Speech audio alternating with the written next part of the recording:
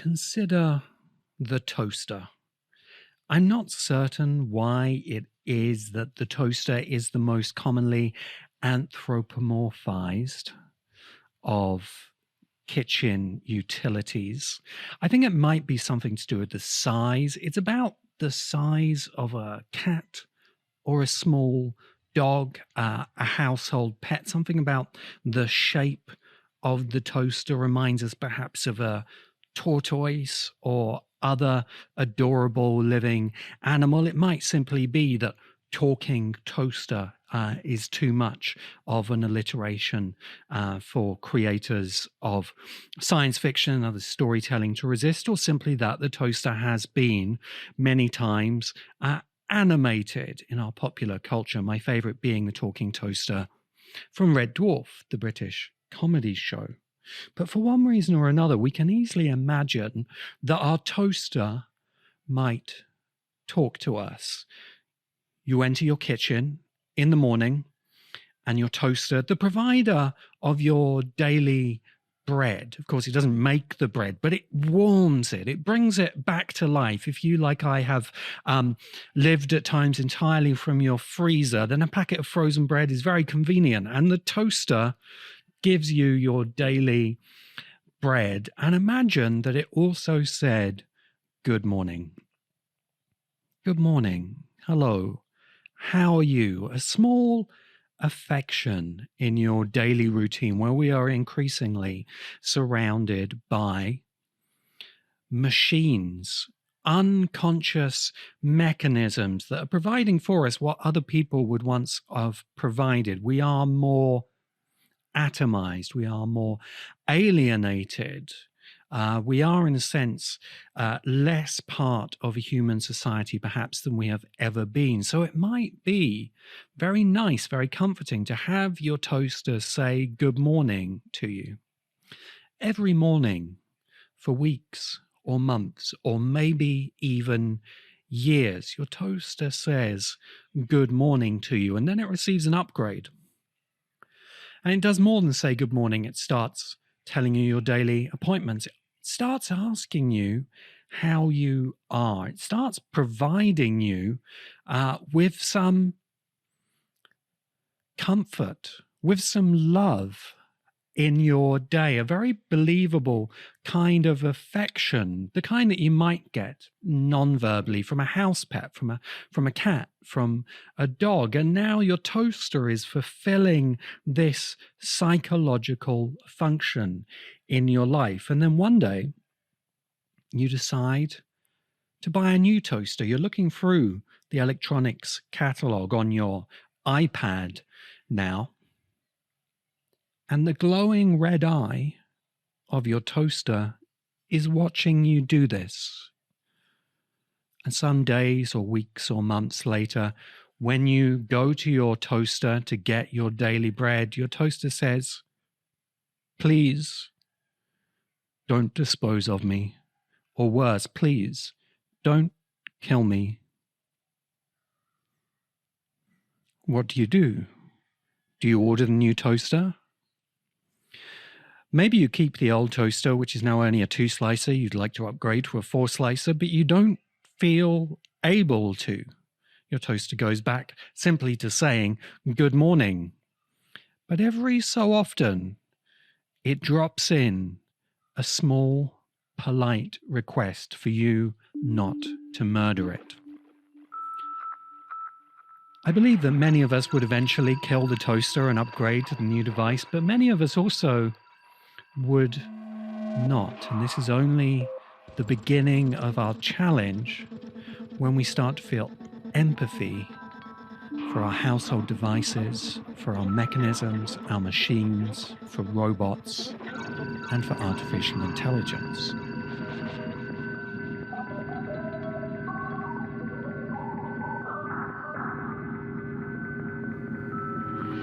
Welcome to the Science Fiction Podcast with Damien Walter. Before we proceed with this episode about Ted Chiang's devastating critique of artificial intelligence, a small piece of housekeeping in the form of a request. We currently have many thousands of listeners on Spotify, but not a single Spotify review. I currently use, in fact, all of the podcasting apps to keep track of how the science fiction podcast is displaying and updating on them. And Spotify is actually one of my favorite podcasting options. I can definitely see why so many people use it as their podcasting app of preference, but it doesn't encourage you to leave a rating or a review. So if you're currently listening on Spotify, do the clicking around with your thumb thing, find the review section, leave us a rating, preferably 5 stars, thank you, and a review if you have time to type one into that little box of your thumbs. And that will help us reach the Spotify podcast charts. The science fiction podcast has been charting worldwide in the Apple Podcast charts. We're currently up at number 6 in Costa Rica. I'm not sure where our Costa Rican audience comes from. If you're out there listening right now, please get in touch. Drop me a line, and I would love to thank you live on the podcast for your support.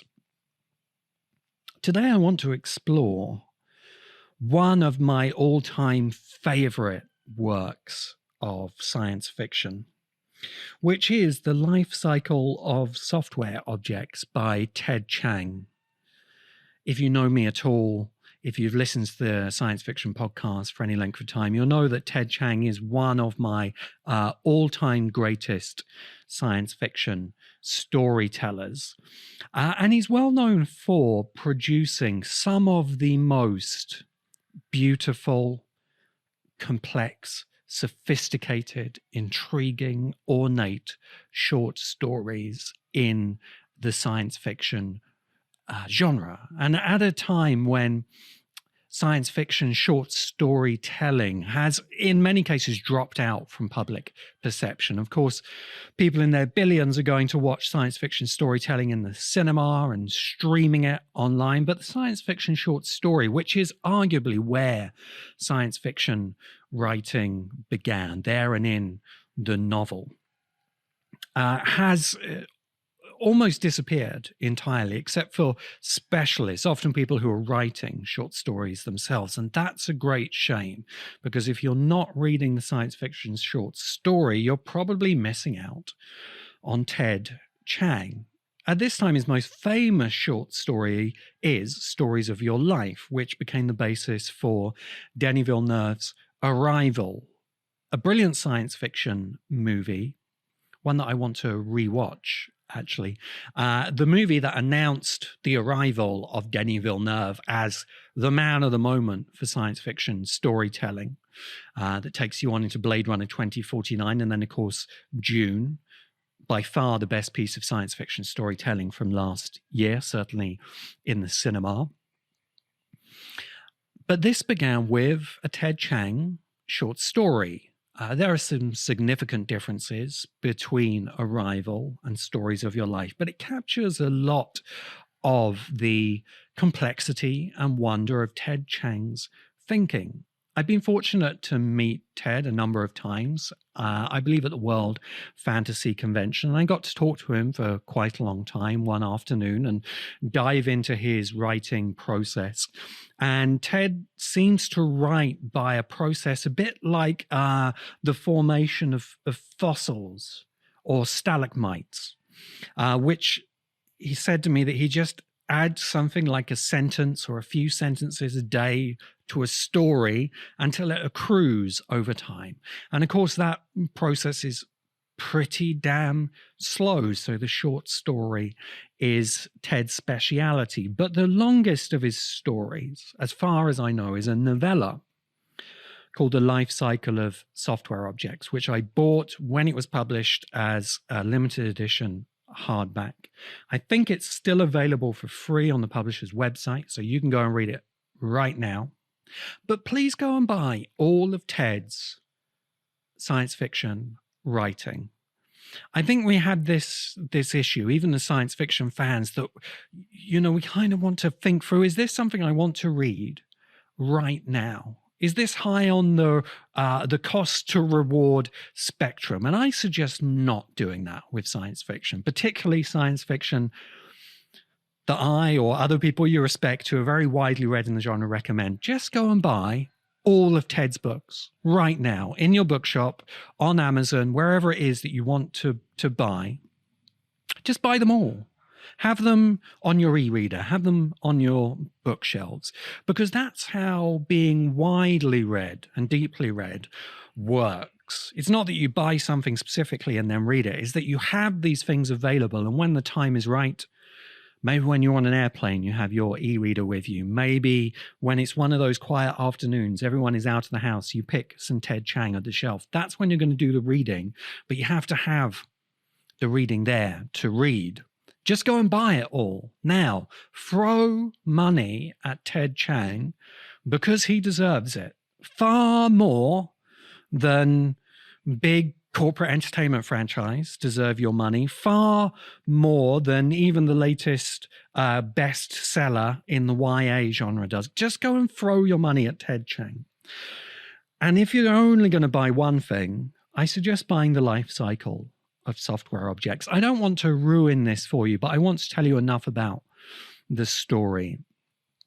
And it's essentially the story of a software developer, Ana Alvarado, and her process over 20 years. If I remember correctly, she's come into software developing from zookeeping. She's working for a startup who want to develop digital animals as digital pets. If you remember back, I think it was the 90s and the Tamagotchi, just little, now these days, very basic electronic device that you could feed and you could grow it over time. And the startup is trying to do something like this with primitive, self-replicating artificial intelligences, algorithms, perhaps. And Ana Alvarado finds herself essentially zookeeping these digital pets. And then the company goes out of business, but the pets are still there. And Ana Alvarado goes on a 20-year journey to keep the pets alive. In doing this, she has to upgrade them to new platforms. She has to deal with a certain, and you can imagine who would do this in our online culture, a certain subculture of online sadists who start torturing for fun the digital animals and making the equivalent of YouTube videos about them. The Lifecycle of Software Objects was published in 2010, and I presume written over a number of years before that. So you can see how prescient it is to the point we are at now, essentially the point we are stepping into. And this is Ana Alvarado's journey, is to keep these software objects alive, to progress them through their life cycle, and the fascination of where they go to. I don't want to spoil that for you, except to say that they become more sophisticated and more seemingly lifelike. And this is the essential question at the life cycle of software objects, because at no point do we, the reader, or Ana Alvarado, the protagonist, know if they are alive. And there is no way to demonstrate if these software objects are alive or not. But we perceive them as having lifelike qualities. And we are therefore compelled to look after them and care for them. I will speak a bit more about the nature of caring as humans. Some humans are sadistic towards lifelike beings, but it seems that most of us are actually deeply caring. And this raises a very profound question about the nature of artificial intelligence. A practical problem and a profound question. I have, because of my kind of general background and reputation in science fiction, and also my work with major businesses and brands worldwide, helping them with storytelling, done a significant amount of work helping companies think science fictionally about their future. And this is often touched on artificial intelligence. And I've often used the life cycle of software objects to lead businesses through their product development cycle when they're starting to think about artificial intelligence, to look at some of the practical issues that, as in the book, anything that appears to be lifelike, whether we can prove it is conscious or not, will be perceived by us as alive, as conscious, as intelligent, as a being that we should take care of. So, as a made-up example, if you're an electronics company making kitchen gadgets, and you make your gadgets talk, even in the simplest way, you now have an incredible externality. An externality is a cost of business that the business doesn't necessarily want to carry. So businesses very often externalize them. Now, if all of your kitchen gadgets appear to be alive and your customers don't ever feel that they can sell them or simply throw them away and buy a new one, you've just created an enormous externality for your business. And this is very genuinely a real concern for businesses looking at the mid to long-term future of artificial intelligence and what function it might play in their company.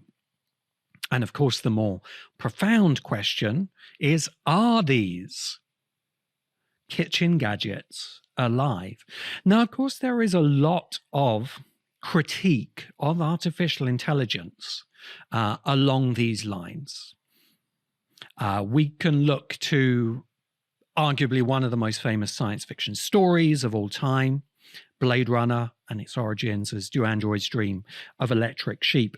And the question of, would an android, would a replicant have a soul?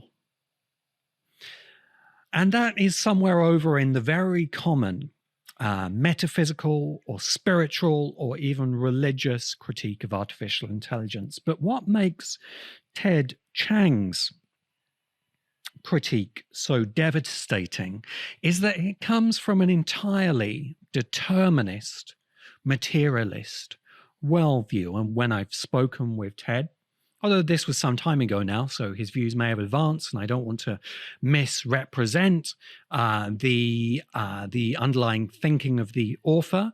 And as a side note, Ted, if you happen to be listening to this, I would love to interview you. You are easily number one on the science fiction writers I would love to talk to for a few hours about all of your thinking as a recorded interview to add to the science fiction podcast. So please get in touch, Ted, if you hear this. But my talking with Ted Chiang in the past, and I think what's clear in his work, is that he is a hard determinist, and that lots of his storytelling, even when it's at the more fantastical end of the spectrum, like The Merchant and the Alchemist's Gate, is thinking about the consequences of a truly hard determinist worldview, that the world is essentially an extremely complicated but ultimately knowable piece of clockwork, to greatly simplify and probably slightly misrepresent the determinist argument, and that from any state you could theoretically predict any other state, and that we are beings of a kind within this determinist structure. And this belief of Ted Chiang's only makes his critique of artificial intelligence all the more devastating, because it is not a critique that can be dismissed as woo-woo spirituality or new age thinking. It is the determinist critique. If you take determinism far enough, you arrive at all of the issues that Ted Chiang arrives at when he does the thinking. And this, of course, is the value of reading science fiction and thinking science fictionally. You're going to find the most advanced thinkers about the morality, about the long-term ethical consequences of what we are doing with technologies which are now no longer science fiction. They are truly being developed. Huge amounts are being invested into artificial intelligence. Are you serious about science fiction? Then you can become a member of the Science Fiction Podcast and help the exploration of the best in science fiction storytelling and what happens when science meets fiction. You will receive early episodes of the Science Fiction Podcast. You will have full access to the podcast archive and other member benefits as yet to be fully determined, because we are in the pre-membership phase. The pre-membership phase, you can sign up for any monthly donation, receive all of the benefits of membership, and be grandfathered in for full membership for the lifetime of the Science Fiction Podcast. Go to damiangwalter.com, that's damiangwalter.com, and begin your membership today. And as I understand it, Ted Chiang's critique is something like this: that as deterministic beings, we are, in a sense, robots or androids of biological origin, and our thinking is, in a sense, programmed. Now, you don't have to accept that position. Many listeners are deeply religious in their thinking. They have a very different view of what human beings are. But I think this is probably the thing that most determinists believe. And this is a critique of where determinism takes you. So part of our programming is to see life in anything that presents even the most basic elements of life. I think a very fun example of this is from the Tom Hanks movie Castaway, where Tom Hanks is completely isolated on a desert island. He's the Robinson Crusoe of the story, but he has a football, a deflated football, which has, almost by accident, it has some kind of face that seems to appear on the football. And over the course of time, he talks more and more with the football. It has a name that sadly I don't remember at the moment. And there's a devastating scene where Tom Hanks is trying to escape the island. He's built a raft. He's taken the facial football with him, and he loses it at sea. And it's like he's lost his best friend. Of course, the football is in no way conscious, as you might determine consciousness within a deterministic framework. But we deeply connect to the football, especially when we're in circumstances where we need human connection, which is, of course, where many of us are in our increasingly atomized and alienated society, where we might be talking to our toaster in the morning. This is a slightly different critique from the Blade Runner critique, because the Blade Runner critique is kind of condemning humanity's lack of empathy, and that we would make something like a fully humanoid android, and then we would enslave it. And clearly this would be exactly the kind of othering that we have done to out-group humans throughout history. Any group that, our civilization has invaded and destroyed, and then we enslave them, then we determine them to be no longer human. But what Blade Runner is saying is that this is the human default. But really the life cycle of software objects and Ted Chiang are saying the opposite of this. In fact, the lengths that we have to go to other human beings so that we can enslave them for our economic benefit is tremendous. We have to culturally train human beings to other human beings, because the default for humanity is that anything that represents as alive, we will treat as alive and we will want to care for.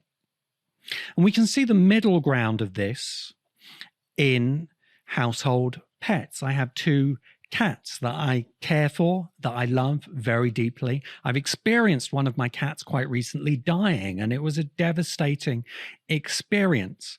But I really have no way to know how conscious my cats are. I know that they have certain kinds of behavior that lead me to feel as though they are human, as though they are my friends, although they are at least almost human. But I can't know what's actually beneath that surface. So the practical issue is that we find, or we're going to find, as we develop artificial intelligence, that we will be deeply and powerfully driven to care for it, even in its simplest forms. And this gives you a very different Blade Runner. Imagine a Blade Runner where instead of enslaving the androids, we have quite simple humanoid creatures, many of them childlike, that have simply been swept up into our deep need to care for things. And this is a very real possible future, that we have thousands of different kinds of somewhat lifelike artificial intelligences, whether they are the talking toaster or robot animals or humanoid replicants and androids, that we desperately don't want to be harmed. And this is pointing at an assumption of artificial intelligence research that really undermines much of what the endeavor is trying to do commercially. I think a way into thinking about this is the 99 to 1 problem.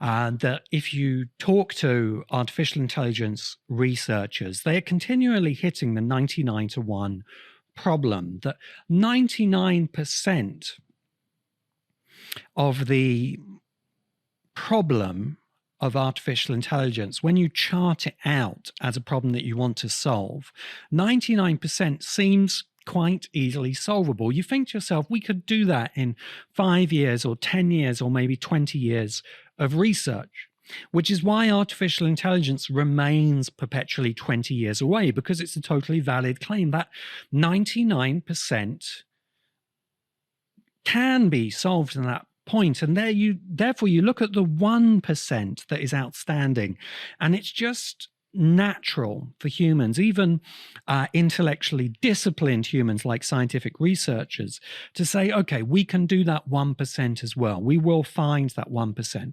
And in most cases of research, that's true.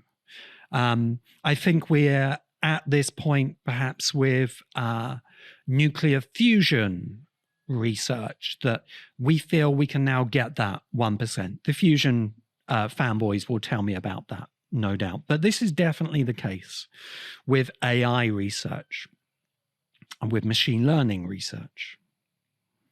But there's another way to think of that. You know, you have you've Google Maps directions, and they've shown you 100% of the route to somewhere, but 1% of it is in red, which tells you, maybe there's some bad traffic there, but we can drive through it. But what you actually find when you get to that point on your Google Maps directions is that there's a very sharp turn in the road, and then another, and another, and another, and another, and another, and another.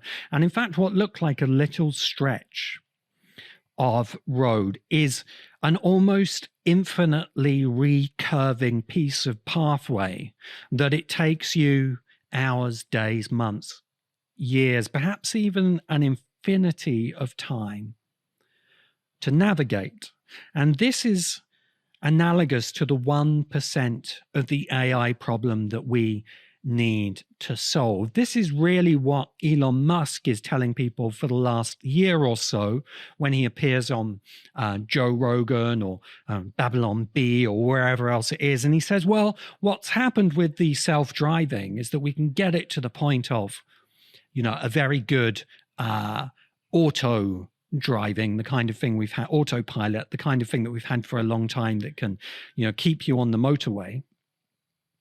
But there's a piece of the problem that was much more difficult than we anticipated. And of course, Elon's going to tell you that that's going to happen by next year. He has very important motivations for doing that.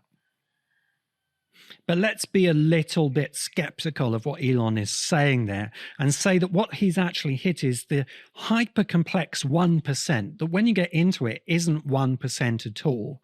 In fact, it's 1,000 times more than you knew, or 10,000, or something almost like an infinitely more complicated. Because this is the part of the problem where you are beginning to recreate the talking toaster. You want the toaster to fulfill some extra functions that artificial intelligence you believe can give you.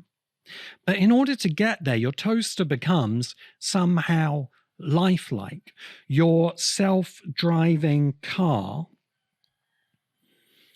has to actually take on the functions of a living being.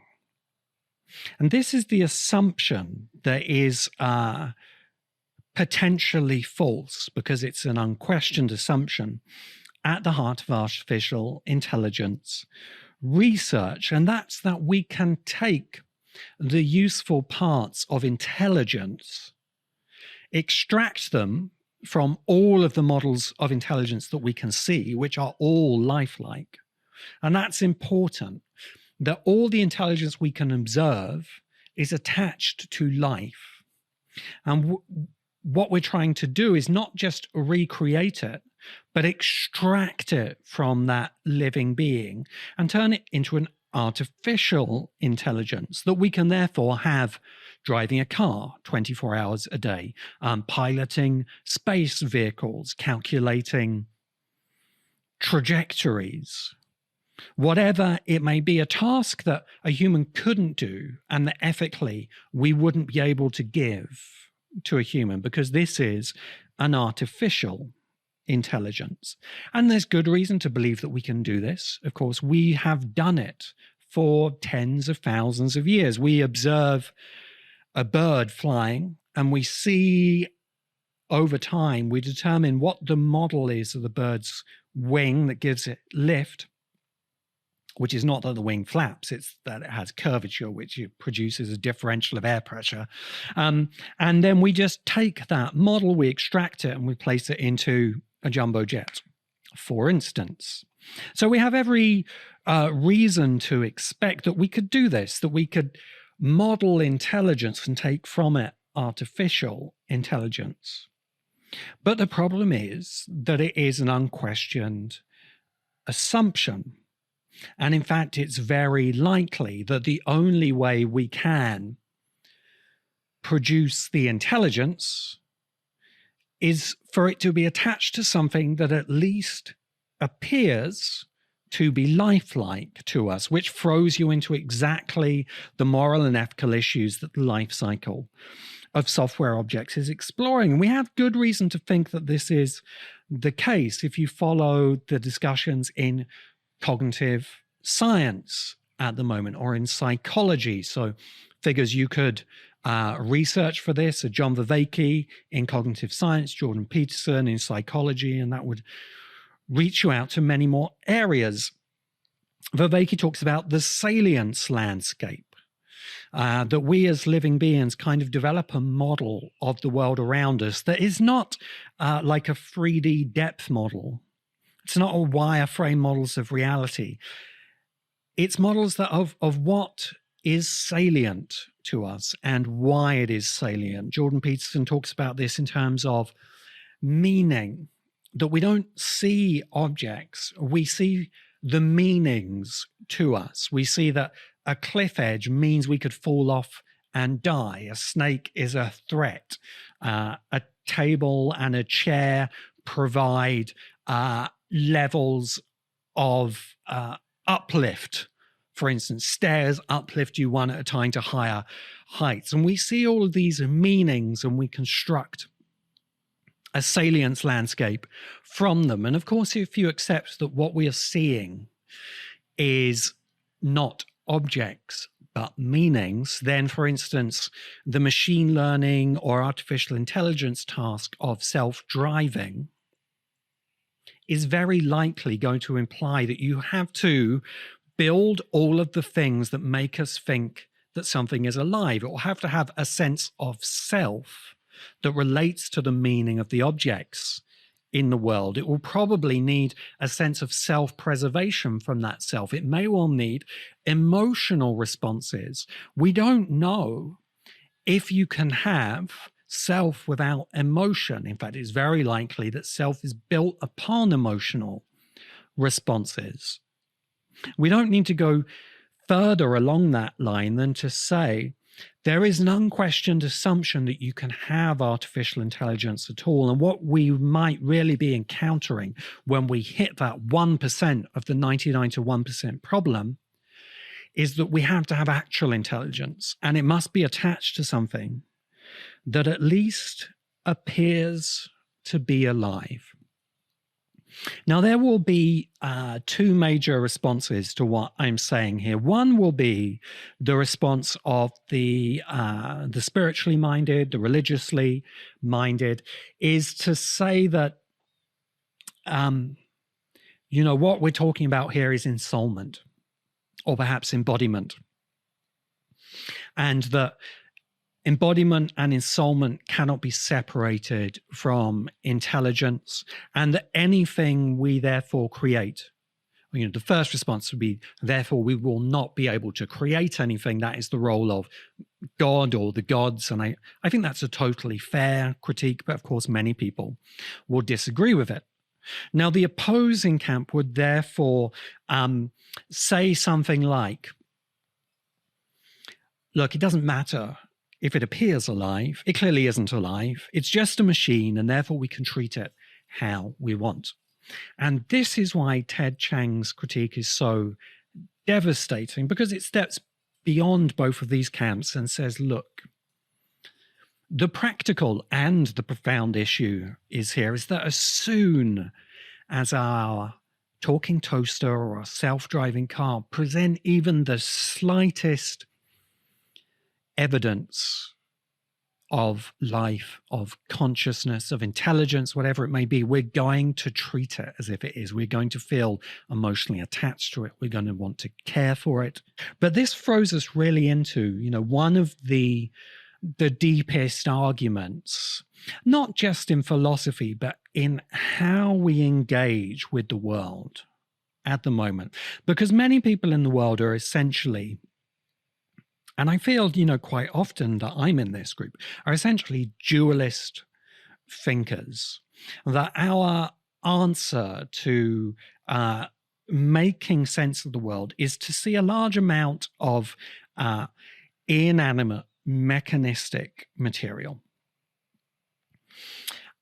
that we then animate with something like a spirit or a soul. So there are two things, hence dual. There is the inanimate, the mechanistic, the biological perhaps. And this at some point segues over into things that are alive and a consciousness. And they must have some animating principle. And we see this as perhaps some kind of higher realm. And I think this is probably the predominant way of seeing our world.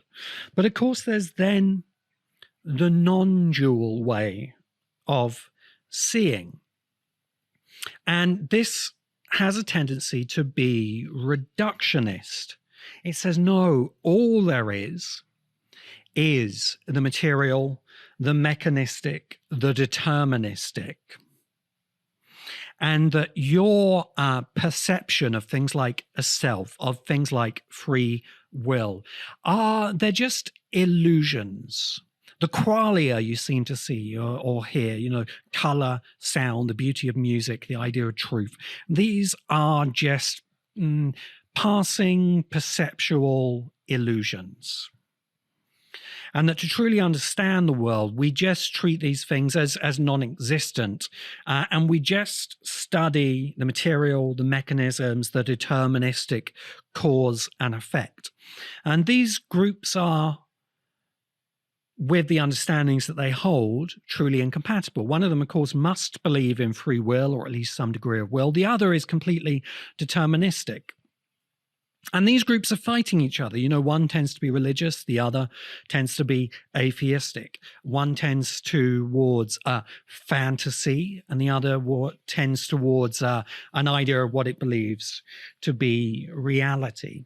The life cycle of software objects, and I think more broadly the science fiction writing of Ted Chiang, that Ted, in his wonderfully crafted short stories, comes back again and again to this conflict between the dual, the spiritual, the religious, and the non-dual, the material and the atheistic, to propose a solution to the conflict, an almost logically inescapable solution that the dualist must concede, that we don't need the second immaterial, we don't need the spiritual, we don't need God to explain anything that can be seen or observed in our creation. Science, if it's done anything, has proven that we can explain all of reality from one non-dual matter. But there's a cost for that proof, and I think it's the cost that Ted is really interested in. Because if we follow the material, the deterministic argument logically to where it must lead us, we find that all of the things that the non-dual, the spiritual, the religious argue for because they want them to be valued emerge from the non-dual. And we see this most clearly in the research of artificial intelligence, that what emerges again is something that we can't avoid calling life, something that we must treat as living, that we must give the value that we give to something that has spirit or soul. And even further than this, as we pursue our development where the non-dual, the material worldview take us, we even see things like gods and spirits and angels, or the one divine God itself, emerging from the complexity of the non-dual and the material. So there's a sleight of hand that the materialists play, on the one hand arguing that everything emerges simply from the play of matter and material, and on the other hand saying that therefore even if something looks lifelike, we don't have to treat it as lifelike because it is simply emergent from the machine. But we too are only emergent from the machine. And this sleight of hand of the non-dualists has been very damaging in the modern era. It has led to our own alienation, the belief we are in some way just machines, that we do not therefore need to be valued. And this is where ultimately the dualists, the spiritual, the religious win. Because whether it is only emergent from matter and from the machine, whether it's only the ghost in the machine, everything that appears to have life must be treated as life. Everything that appears to have some form of spirit must be granted the qualities that we argue for, the qualities of the divine, the ultimately sacrosanct and sacred. And this is the devastating critique that Ted Chiang offers us in the life cycle of software objects, that this kind of capitalist corporate mass investment into artificial intelligence research and machine learning will be defeated by the fact that we will see life in anything that appears to be living. We won't be able to enslave it. We will ultimately be enslaved by our care for it, and this will derail this ultimately greedy line of investment into research, and we will be forced to approach the research and development of artificial intelligence simply as the development of intelligence and of life. And the, albeit simplistic algorithms that we bring into the world must ultimately be treated in the same way we treat our children, or at the very least, our pets or our talking toasters. Thank you very much. My name is Damien Walter. This is the Science Fiction Podcast. You can support the podcast as a member. Go to damiengwalter.com. You can join the science fiction community on Facebook to continue these discussions. Thank you again, and goodbye.